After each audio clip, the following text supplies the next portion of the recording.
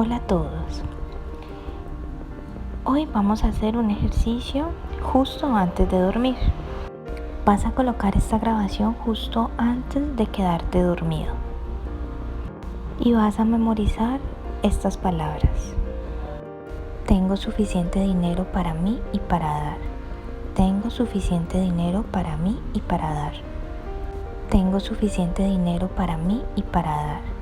Tengo suficiente dinero para mí y para dar. Tengo suficiente dinero para mí y para dar. Tengo suficiente dinero para mí y para dar. Tengo suficiente dinero para mí y para dar.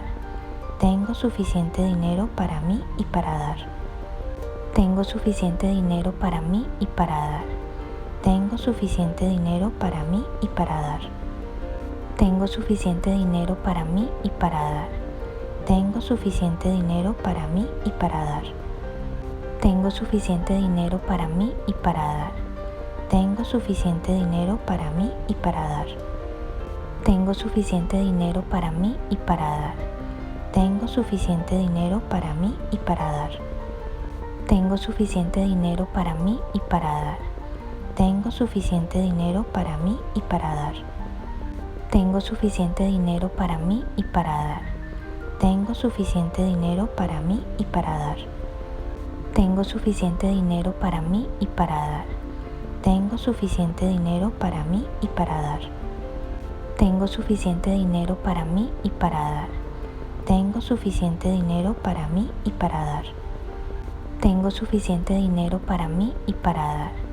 Tengo suficiente dinero para mí y para dar. Tengo suficiente dinero para mí y para dar. Tengo suficiente dinero para mí y para dar. Tengo suficiente dinero para mí y para dar. Tengo suficiente dinero para mí y para dar. Tengo suficiente dinero para mí y para dar. Tengo suficiente dinero para mí y para dar. Tengo suficiente dinero para mí y para dar. Tengo suficiente dinero para mí y para dar. Tengo suficiente dinero para mí y para dar.